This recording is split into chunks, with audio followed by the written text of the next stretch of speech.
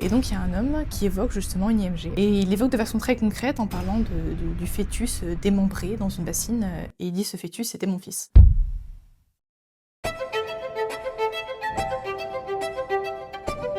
Lucille, j'ai 23 ans, je me suis fait baptiser en 2023 et je fais des études de droit.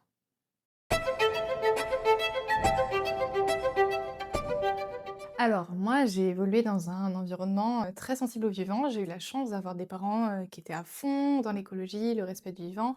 C'est toujours quelque chose qui m'a touchée, c'est-à-dire que quand j'avais 11 ans, je suis devenue végétarienne, ensuite je suis devenue végane, quelques années plus tard.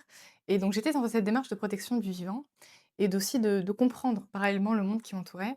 Et je me souviens que j'arrive en L, en première L, et je me pose beaucoup de questions sur le monde qui m'entoure et je me demande parce que moi j'évolue dans un milieu, dans un lycée où il y a pas mal, de personnes qui sont sensibles à ces sujets-là, pardon, et je me demande: «Mais qui sont ces gens en fait, qui sont contre l'avortement en 2018? Mais qu'est-ce que c'est que ça?» et cetera. Donc j'ai une sincère curiosité.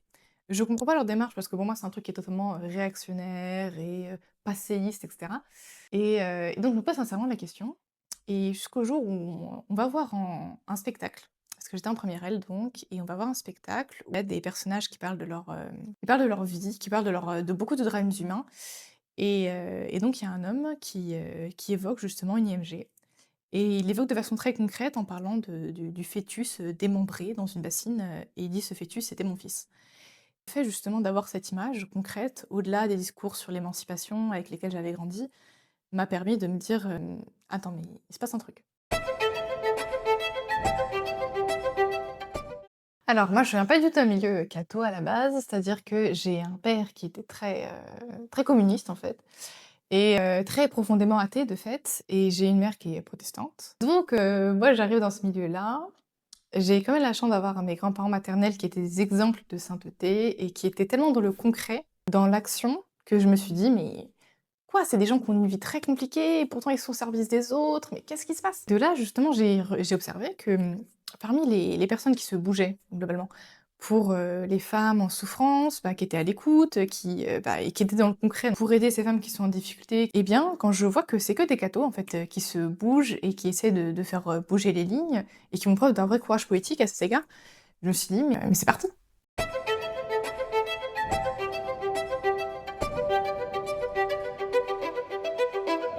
Ce que ça m'a apporté, c'est la foi en l'avenir, un peu plus de sérénité dans mon rapport aux autres. Et là où c'est magnifique, c'est que, en fait, ça surplombe tous les clivages que j'avais en moi et le fait de vouloir tout le temps avoir raison, d'être toujours dans la contradiction, etc.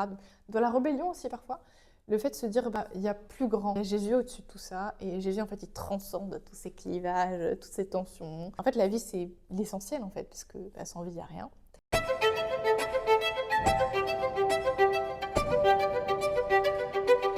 Allez poser vos questions à des personnes, comment dire, auxquelles peut-être que vous n'auriez pas songé au départ, mais des personnes qui sont convaincues, qui sont dans ce qu'elles font depuis pas mal de temps. Et elles se feront une joie de vous expliquer le pourquoi, du comment. Elles sont certainement passées par vos mêmes questions. N'hésitez pas à poser les questions, vraiment surmonter cette angoisse un petit peu de se dire est-ce que j'ai été mal reçue ou j'en sais rien. Toujours être dans la curiosité et voilà, ne jamais accepter une réponse qui ne vous satisfait pas.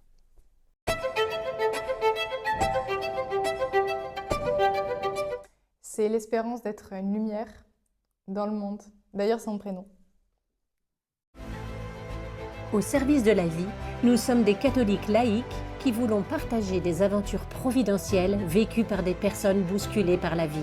Alors toi, jeune, qui te poses aussi vraiment des questions sur la vie, sur le sens de l'homme, de ta vie, toi qui as soif de vérité, n'hésite pas à nous contacter.